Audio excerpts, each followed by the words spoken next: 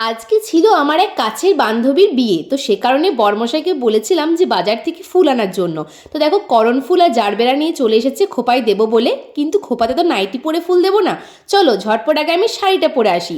তো দেখো এই যে আমি টুক করে শাড়িটা পরে চলে এসেছি। শাড়িটার প্রিন্টটা কেমন হয়েছে অবশ্যই জানাবে। নিজেই কিন্তু পরেছি, তার সাথে মাথাতে খোপা করে নিয়েছি, আর আমি ফেস মেকআপটাও করে নিয়েছি।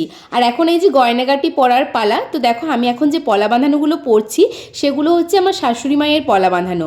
না, এগুলো সোনার নয়, এগুলো হচ্ছে সিটি গোল্ডের। কয়েকদিন আগে শ্বশুরমশাই আমাকে দিয়েছেন। তো এগুলো কিন্তু সোনার থেকেও আমার কাছে অনেক অনেক দামি, কারণ কি এটা 15 থেকে 16 বছরের পুরনো একটা গয়না।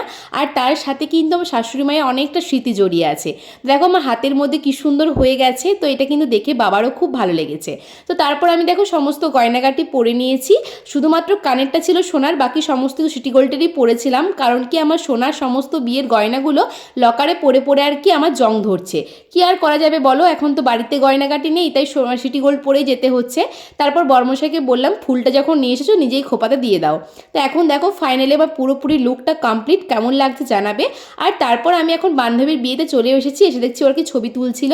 তারপর ওর সাথে দেখা করা, অনেক কিছু ভিডিও করা, এসব হয়েছে আর কি, ফটো তোলা। এখন আমরা ডাইরেক্ট খাবার টেবিলে চলে এসেছি, আর এই হচ্ছে আজকের মেনু কার্ড। আর আজকের ভিডিওটা আমি খাবার খেতে খেতেই শেষ করছি। তোমাদের কেমন লাগলো মিনি ব্লগটা অবশ্যই জানাবে।